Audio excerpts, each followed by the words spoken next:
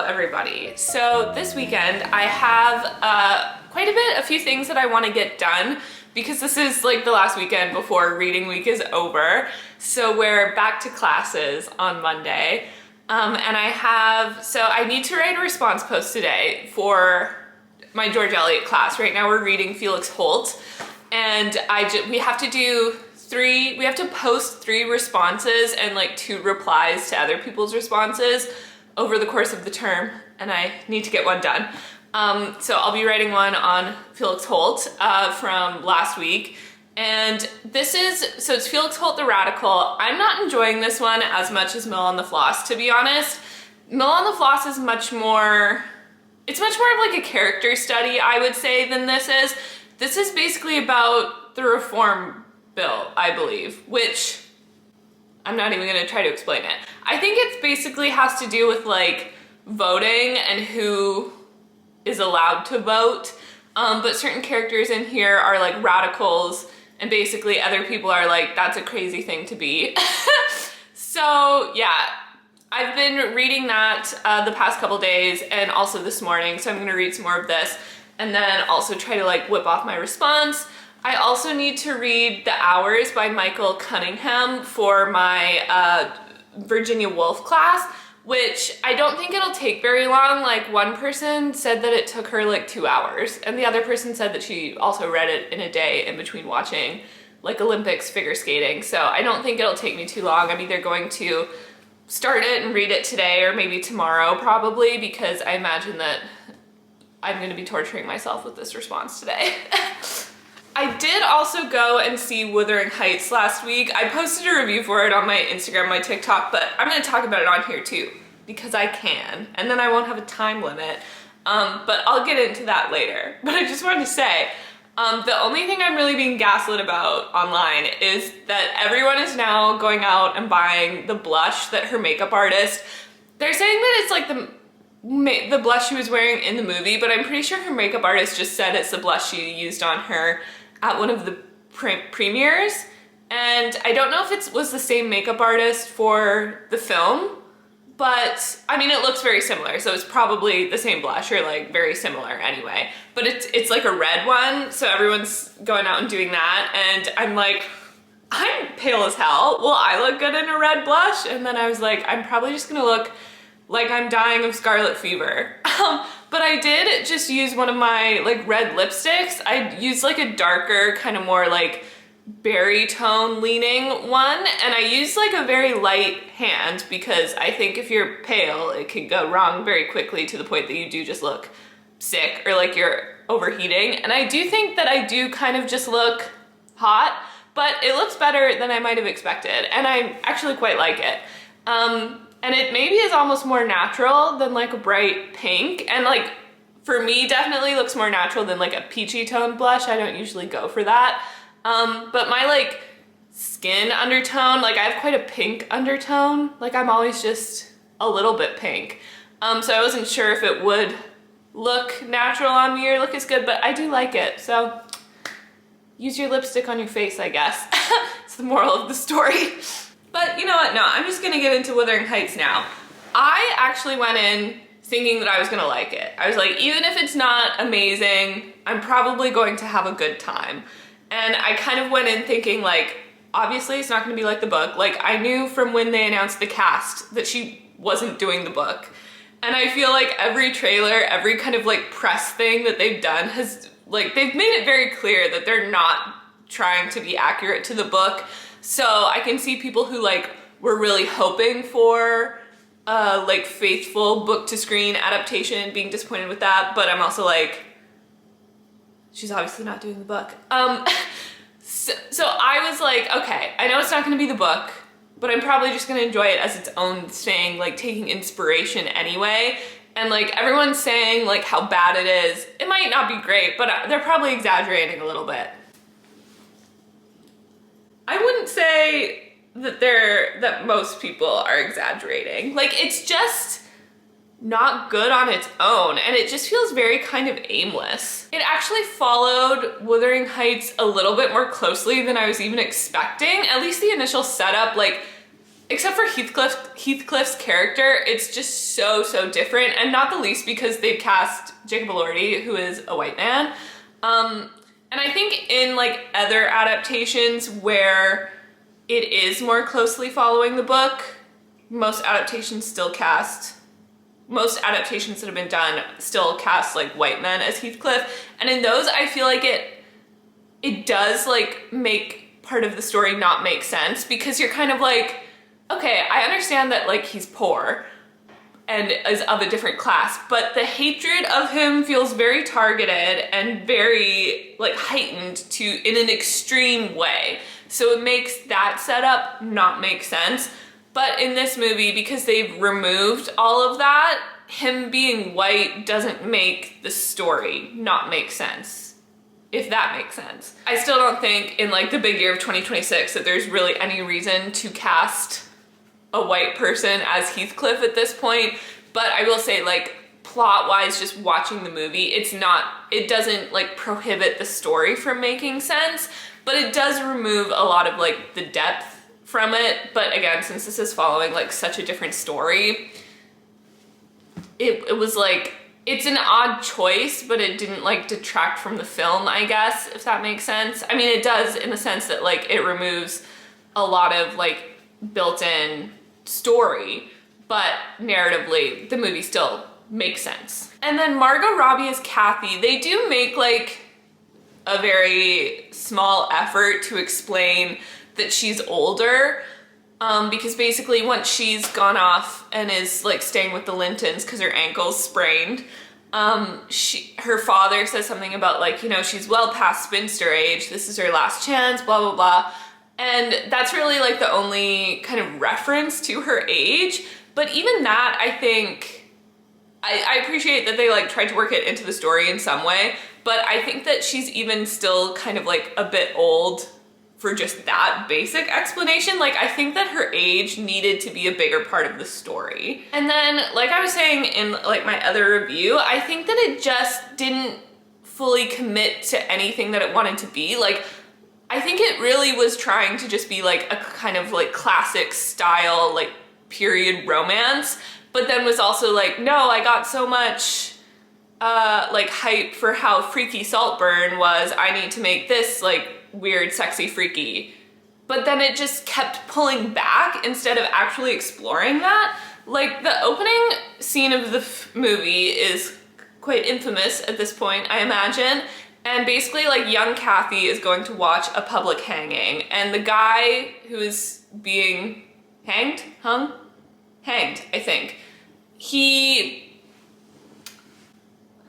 it zooms in on his pants, basically. I don't know how to say that in like a nice way.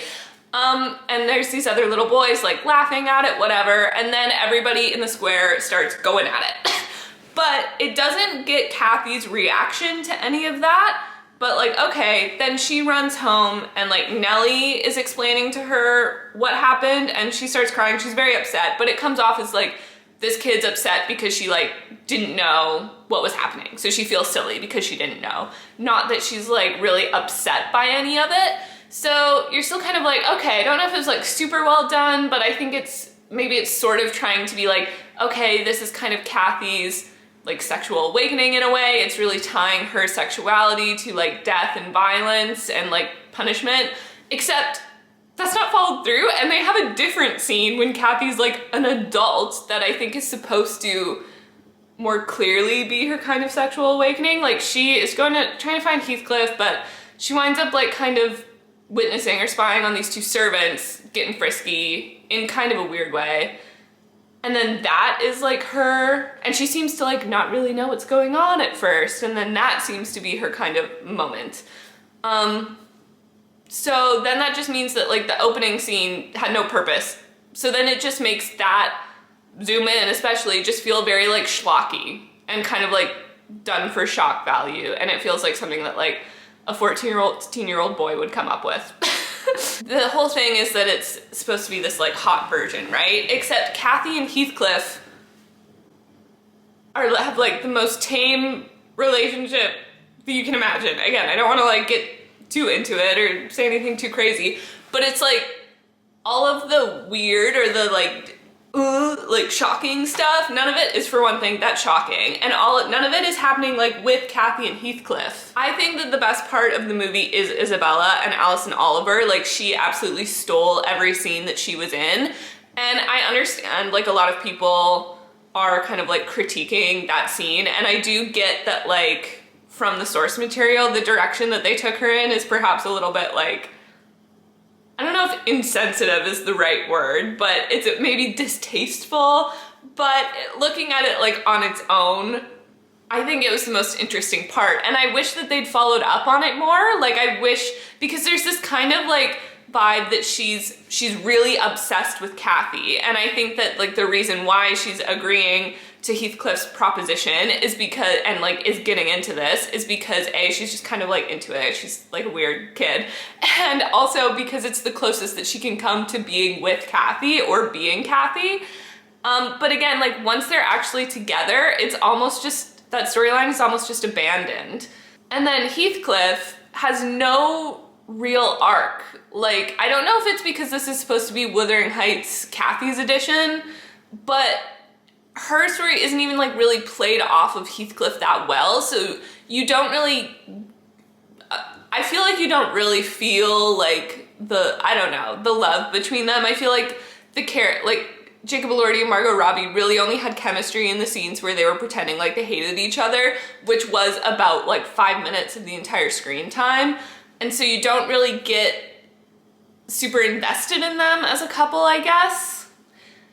And because Heathcliff is just so kind of like nice, or there's like nothing to his character almost. Like, he is supposed to be like bad and dark and whatever, but like he doesn't do anything bad ever. Like, you could argue that some of the stuff he does with Isabella is not great, but he's like asking her permission all the time. And in that initial like scene where he's proposing to her, basically, you could argue like she doesn't really know what she's agreeing to, which is like kind of true. But then you can also clearly see that like she knows well enough. And also once they are actually together, they seem to have this kind of like, there's a real like almost equality in their relationship. Like, he gives her crap, but she gives it right back. Like, she makes fun of him for being illiterate, and there's like a reciprocity there. And then it seems like by the end they're just like broing out in kind of a weird way. So nothing that they've removed all of the kind of like morally troublesome bits of Heathcliff, and I don't know if it's in an effort to like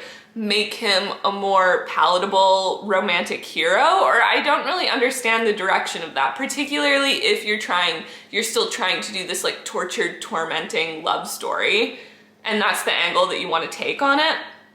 And then like Edgar too, it's odd because they've actually cast Edgar as, I believe the actor is Pakistani, and so you have him really obsessed with Kathy's skin. Like, one of his first introductions is him being like, look, we painted your room the color of your skin because it's the most beautiful color in the world. There's your mole over there, and like it's all veiny and whatever. And Kathy's kind of like, it's a bit creepy, but okay. And then they just abandon that. Then after that, he's just like a normal, boring, kind of dumb, dopey husband kind of guy. And so they kind of like set up all of these things where things are going to like get a bit weird or obsessive and kind of like strange and a bit darker, and then there's just like no follow through. They almost immediately pull back. Same with like the hanging guy, that's how they open it. And then later in the movie, Isabella wants to go see a public hanging herself, and Edgar says no, and she's like, Kathy would be interested, it's a woman. Kathy gets kind of upset. So you think that that's like going somewhere, like maybe someone's gonna get hanged, I don't know. But then that also is just completely abandoned in kind of a strange way. Like, I still don't even really know what to make of those scenes and what is supposed to be happening there. I need to like think on it more, but I mean, if you have any ideas, let me know. So yeah, I don't really get what the purpose of that is, or even what Kathy's reaction is to it. Like, I think at first she's worried that it's gonna be Heathcliff. Like, because Isabella says, ooh, Kathy would be very interested. So I think at first she thinks, oh, this is Heathcliff. They've like found Heathcliff in some way and he's gonna be hanged. And so her reaction is like kind of relief or whatever, I don't know. But it's odd to me that they kind of keep bringing in that imagery, and then it's or that sort of plot line, but then just it's abandoned later. I don't know, it's kind of odd. I did think that like the characters looked really good. I thought that the sort of shots of the moors and everything would be cooler than it was, or that there'd be a bit more of it. Like I thought the cinematography or the scenery would kind of be a bit more heightened than it was, but I feel like the opening shot is really bad, but then the rest of it does look better. Like the opening shot of the moors, I was like, this looks like a Marvel movie. Is this Thor Ragnarok? But it does like get better after that initial scene. It just looked very fake to me at the start. I don't know, but even some of the set dressing, like it's very inconsistent. And that's the same with like the soundtrack, because I knew it was Charlie XCX, so I feel like from the second trailer you thought it was gonna be like very surreal and kind of like weird, like a fever dream, but it winds up not being that. So then the Charlie XCX style music doesn't fit with the aesthetic of the rest of the movie, and they're just kind of like awkwardly plunked, almost like it's off timing. Yeah, so that part was like a little bit strange. I don't know, I think it just would have been better if it had wholly committed to just telling like this kind of romantic story, or if it had fully committed to being weird. Because one thing that so threw me off was that in Wuthering Heights, Heathcliff like has Kathy's grave dug up, and then he embraces her skeleton, or he like looks on her skeleton. Super crazy, right? But in this version, spoiler alert I guess, I mean I think we could kind of guess how it ends. Heathcliff just goes, Kathy passes away, and then he goes and he sees her, but she's just like in the bed where she'd like just died, and he just like hugs her. So they've actually made like the freakiest part of the book more tame in their movie that's supposed to be like a freaky, weirder version.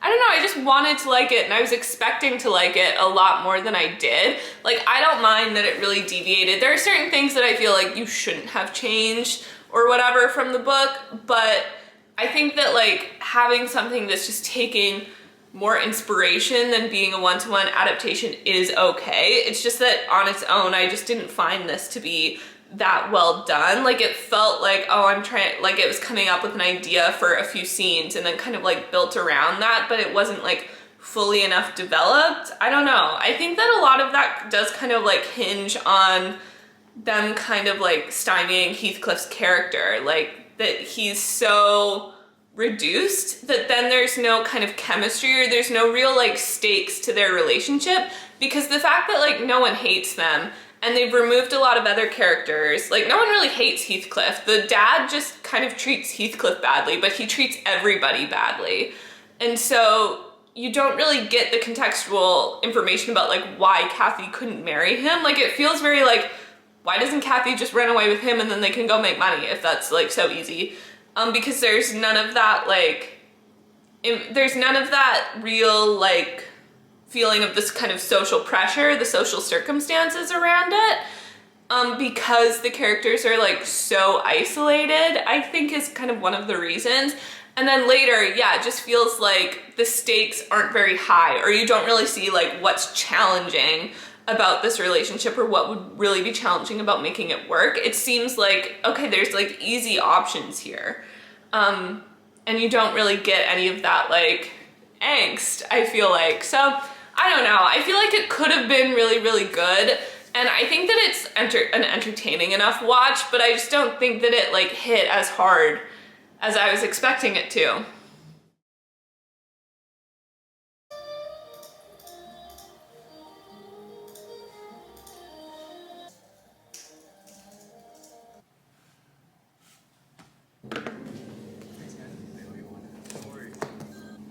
Okay, so I've just finished writing my response. I'm gonna like read it over more and then post it later. But they're pretty short, so basically, yeah, we have to respond to 3 prompts over the course of the term, and 2 have to be about like critical reading secondary sources.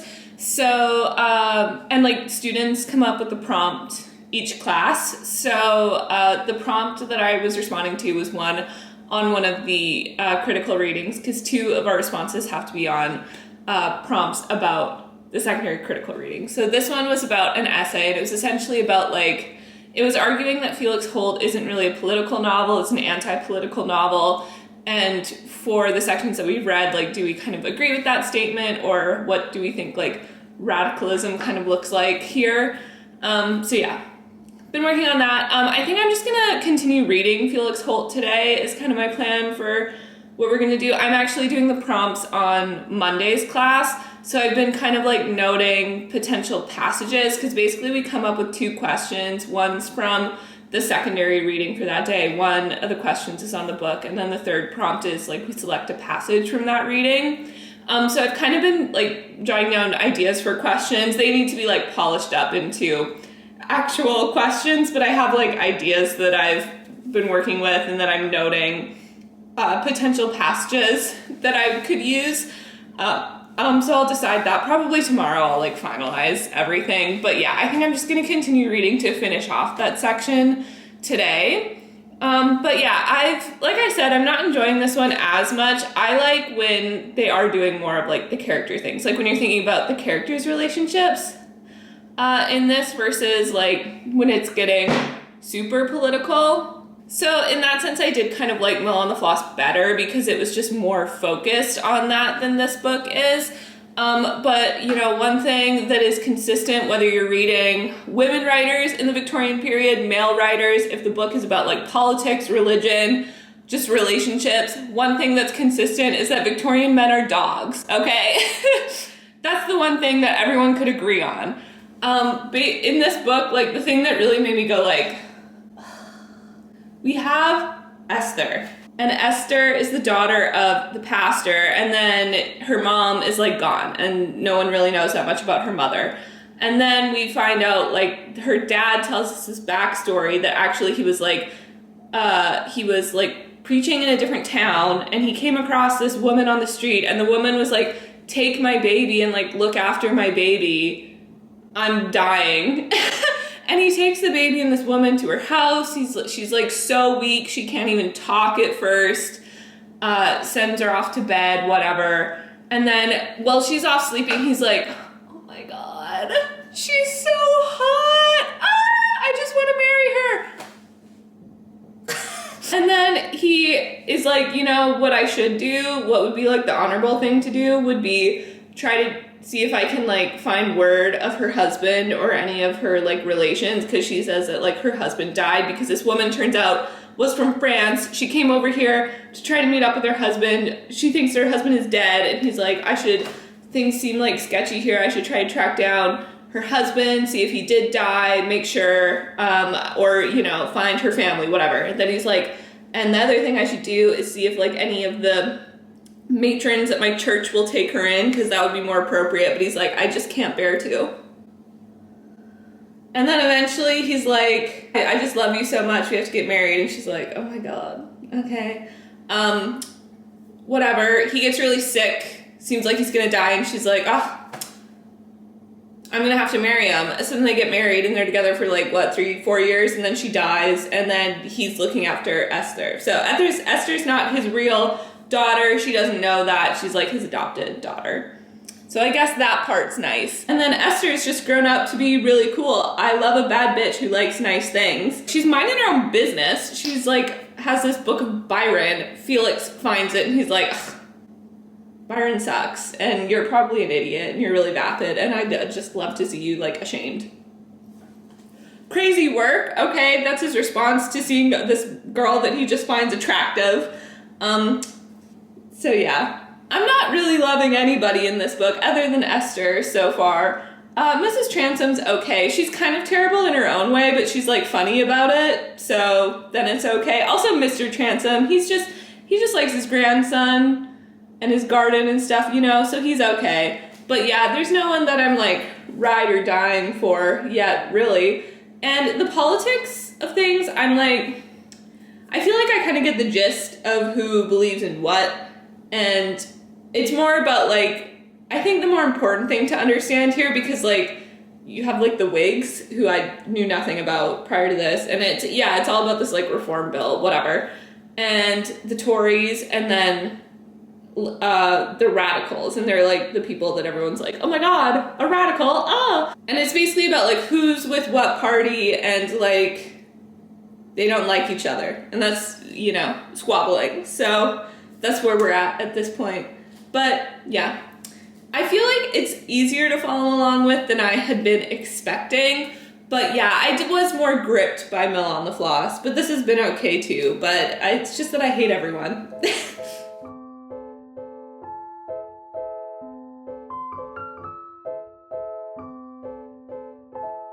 Came to the mall because all my tights are shredded, and I figure we have at least 2 more months where I'm gonna need them. But they have so much cute spring home stuff at Winners right now.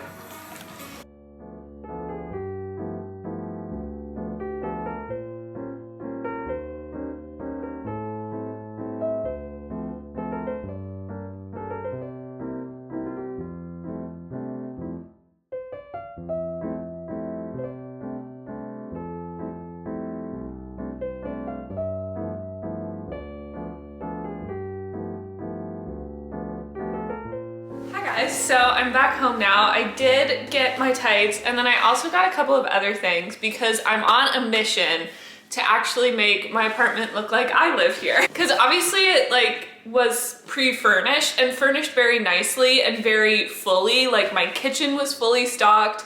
They had like placemats and stuff on the table, and like it is all nice, which I really appreciate. But it is definitely like, because it was a rental, everything's pretty like nice quality but simple, but definitely like leaning more modern. So I've been planning like since I moved in, but I just haven't really done anything yet to just like add little touches to make it look more like mine, or you know, add some whimsy. So now I'm actually like, I need to actually do it because I think if I just get like, because the base of everything is really nice. So I think if I just get like little kind of decorative like touches, then it'll just give it some more personality, you know? So first thing that I got was these placemats at Simon's. The ones that I currently have that like came with the apartment are these like round yellow ones, which again are really cute. They're kind of like, I guess kind of like retro looking, I don't know. But yeah, thought that these would be really fun. And actually they're kind of like a woven sort of thing. So I also thought that potentially, I don't know if they'd look good over top of the yellow ones, or if you ever got just like kind of more basic like doily looking thing underneath almost, might be kind of cute, like to layer it potentially someday. But yeah, I really love these, so I'm excited to put them on the table. And then at Winners, I just got this throw, because it was on clearance, and I don't know why, because there's nothing wrong with it. Because often at like Winners or HomeSense, the things only really go on sale when there's like something wrong with it, like if it's chipped or torn or something. But yeah, this one has a swan on it, which was the draw, and I love the colors. Cause yeah, like when I moved in, I got a few things. Like I have a few things that give it a little like, you know, Cassidy touch. Like I have my pink Keurig, and then I have like 2 baskets that match for like my laundry and my makeup, and then I have a pink throw that kind of migrates from my bed to my couch. So I have like a few little things, definitely like all more like, because I was buying things that to be functional when I first moved in, obviously. And then I figure I can just like build it up. So yeah, I love this. And then the last thing that I got, I think I got a clip of the whole thing. They had like a really cute Peter Rabbit collection of china at Winners. And I wanted all of it. But I just got the little a set of little appetizer plates, because I figured these would be cute to, you know, eat snacks off of. And also I think I'm just gonna like put them in the center of my table as just kind of like a little decorative thing. They had, for this size, they had 2 sets, and I was trying to decide, because I kind of liked the design on the other ones a bit better, like that they were bigger, more colorful, but I loved the edges on these ones because they have like butterflies, bees, ladybugs, I love the ladybugs, and a snail on it, and then each plate is a different thing. So there's Peter Rabbit, and I forget this guy's name, but his friend. You got Peter with a bag of carrots, Peter in a watering can, and then Peter and this guy. It looks like Peter is hiding his carrots from him or something. on one of the other plates, but yeah, I thought that they were really cute. So I was trying to look at them side by side and I was like, actually, I think that these ones are maybe a bit more unique or something. I don't know, I just liked the gold with the edges. And they're like, I forget, I don't know what it's called when the edges are wavy, and the other ones were flat. So I thought that these plates had a bit more going on.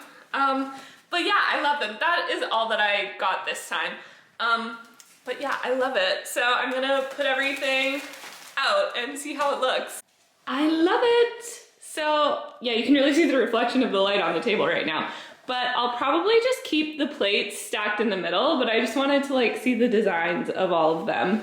But I love the placemats. They're actually like, they come off more colorful actually when they're like lying flat than they even looked in the package, which I'm really happy about. But yeah, I love them. So there we just have them stacked in the middle. And I think they look cute either way. And then yeah, there's the blanket all out. I love the colors. I actually think it'll look really cute with my pink throw kind of like stacked together.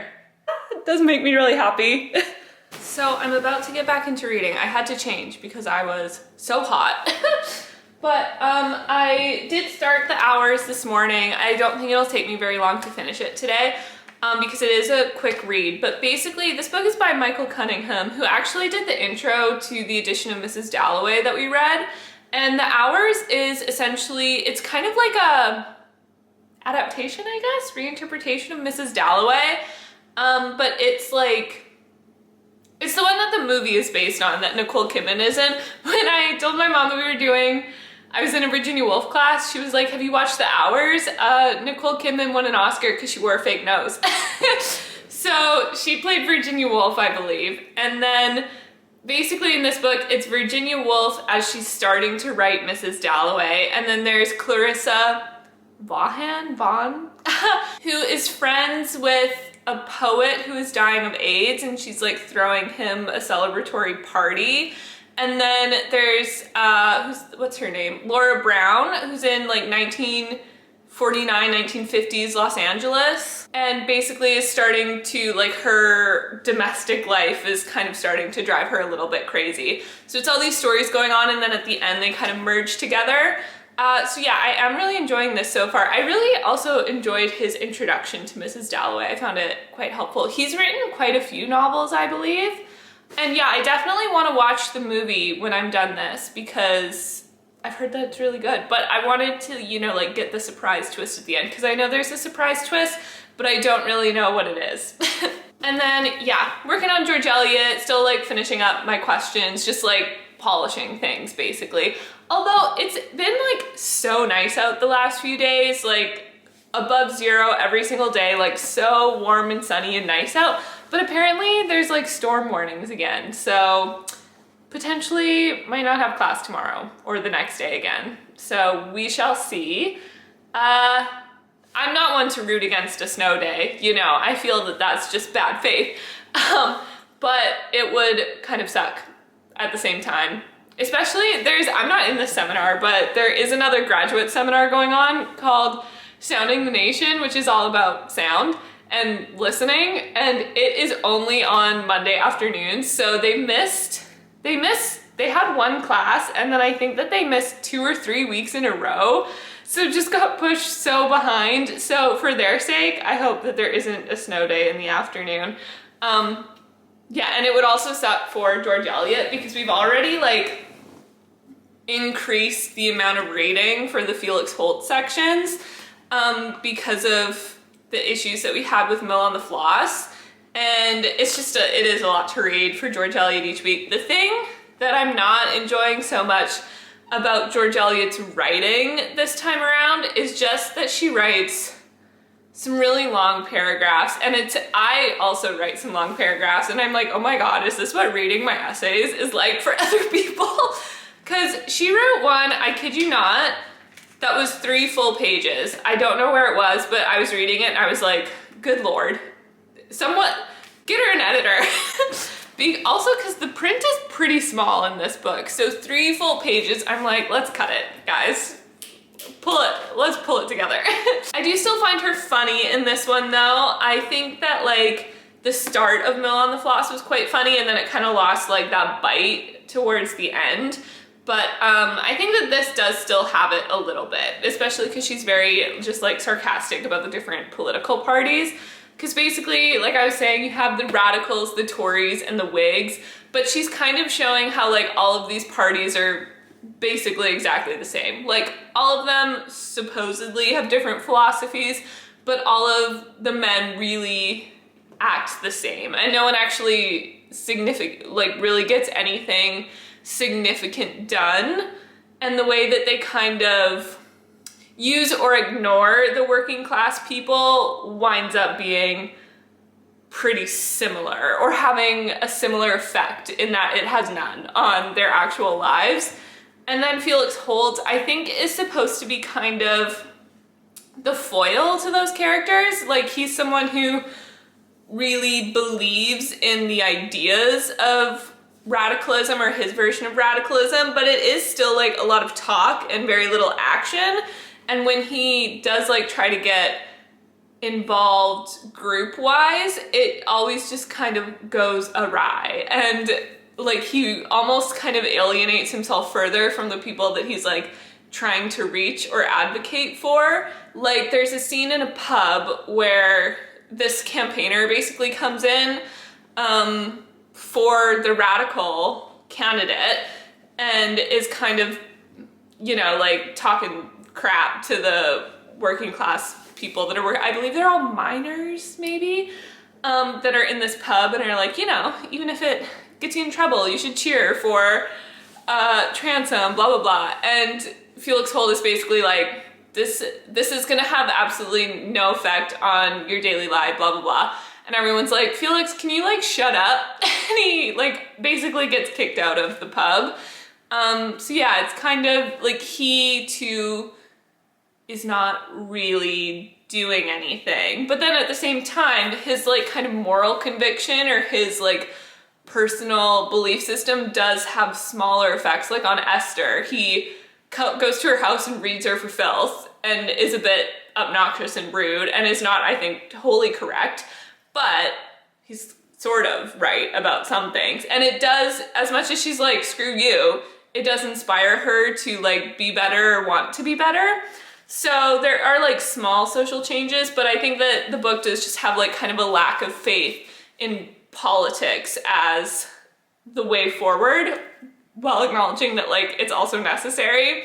But I don't really see like a clear sort of political point of view in this itself, or like one that it's kind of promoting anyway. Like, I think it's pointing out a lot of the problems, but it's not like, and here's the solution, or and here's the better way. I think that it, at least not yet. I don't know if that'll change toward the end. I do know how parts of the book ends, but yeah, I'm curious to see where it goes.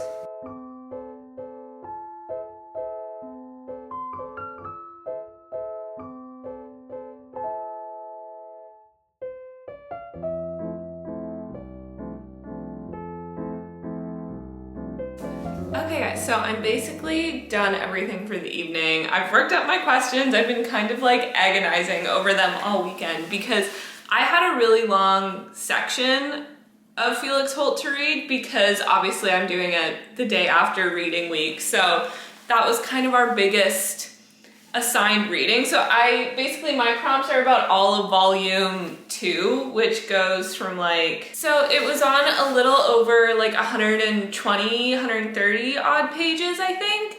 And so yeah, it was just like a bigger section. And so I didn't want, since I have one question on the section, one passage, and then one question on the secondary reading, I didn't want my question on the section to be like too specific to one scene or just like too broad in general, because like, I don't know, there'll just be a lot to discuss in one class since it's on like the book is 3 volumes, so it's on an entire volume of the book for like 1 hour-long class. So I wound up doing my question basically on something that is like a bit more broad, but I think is still like very specific to what's going on in this section, because in this part, everything's like sort of building up to a head, especially for Felix. So my question was basically about how like, the novel is imagining sort of the interaction or the weighting of kind of like a personal morality with it, with the political world. Like, how does personal convictions fit into politics, or can it and should it? And then the passage that I'm choosing, I marked up like quite a few, but I think the one that I'm leaning the most towards and what I'm gonna go with is part of Felix's like speech at the hustings, because it's essentially, yeah, it's like laying out his philosophy and what is the impact of like sort of working class people getting the vote. He's like, less important than the vote is this greater change. And so it's both really specific in saying that like what you've gotten or what you're being promised is not going to have an impact on your life, but he also doesn't really give any actual ways forward, which is really interesting. The book it seems to know that like change needs to happen, but it doesn't really have a clear point of view of what or how that change should or can come about. Like I'd said before, I hadn't been enjoying this as much as Mill on the Floss, but actually it's kind of winning me over. When it gets really deep into like kind of legal speak, it's a bit much, like it is hard to follow, and certainly I think if I had a better grasp on like what the reform bills were, I would understand this better, because this is also like George Eliot, this is like her historical fiction, like she's writing in the past from when she was writing. That was a really overly complicated way of saying that. But yeah, so I think that there is just like some contextual stuff that I just probably don't know enough about to understand. And also there's so many characters, and sometimes the way that it's explaining stuff is very confusing because again, it's very Victorian. So like when we're talking about the rights to the Transome estate, because there's this kind of like inheritance thing that means Esther may or may not have a claim on the Transome property. And the way that they explain it is just so confusing, and I had to read it multiple times and I'm still not sure I totally get what's happening there. But yeah, I don't know. The book is kind of winning me over, and I'm like, do I actually enjoy it more than The Mill on the Floss? Because The Mill on the Floss kind of started to lose me a little bit, especially towards the end. I'm just very like, with these Victorian novels that cannot imagine a future for women other than like dying or, you know, being sent to Australia or something, and then like patting themselves on the back for being really progressive.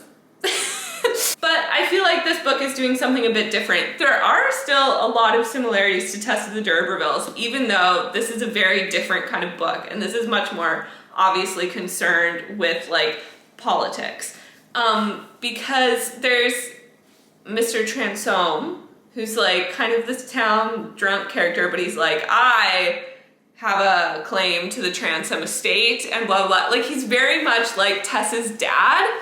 And then actually it does sort of set Esther on a similar course as Tess. Like it places her at another crossroads, right? For like what she's going to choose. Like obviously for Tess, it sets her on this like path to danger and to sort of like social ruin. Also on the path to Angel, who I think sucks more, but I don't think that the book thinks that he sucks as much as I do. And for Esther, it's like, okay, which life is she going to go for? You know, like it's really like the thing where she needs to decide and commit one way or the other. And yeah, he was just very much Mr. like, what is Tessa's family's last name? The Derbyshires, I think, right?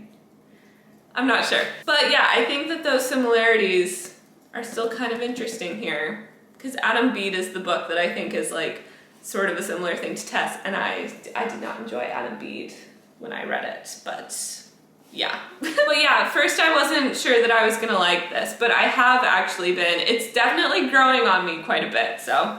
But since I kind of have everything decided now, I'm probably just gonna call it quits and get ready for bed and everything. So we'll see if I actually wind up having class tomorrow or if there's a snow day situation kind of thing. But yeah, thanks for watching, and I'll catch you in the next one.